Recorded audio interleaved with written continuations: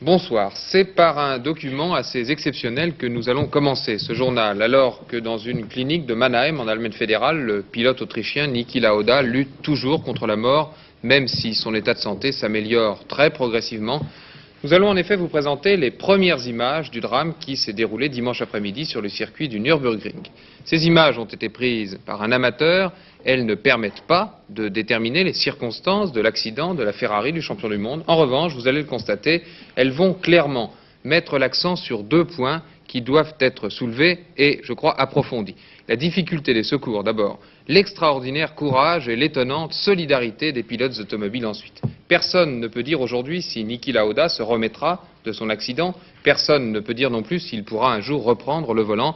Mais regardez bien ces images que va vous commenter Alain Schneider. Elles apportent en effet la preuve éclatante que le pilote autrichien doit tout aux autres coureurs de Formule 1 qui suivaient sa voiture lorsqu'elle a pris feu. Ces images ont été filmées par deux cinéastes amateurs, Jean-Paul et Pascal Charon. Nous allons voir ce qui s'est passé quelques secondes après l'accident. La voiture de Lauda à droite a pris feu, Loenger à gauche sort de la sienne. Le pilote autrichien est toujours dans sa voiture. 4 pilotes sont présents autour de la Ferrari en feu.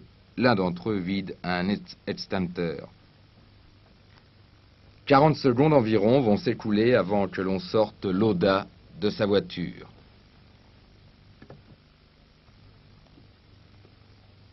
Tandis que tous les autres concurrents sont arrêtés, le pilote autrichien va rester environ 8 minutes allongé sur le sol avant qu'une ambulance, enfin, arrive. Cet accident rappelle celui de Roger Williamson, qui a trouvé la mort en Hollande il y a 3 ans. Nous allons revoir ce document dans lequel l'efficacité des pilotes qui font tout pour sauver leurs camarades est évidente. Il s'agit en cette circonstance de Loenger, de Hertel, d'Edwards et de Merzario. Sans eux, Lauda n'aurait certainement pas échappé à la mort.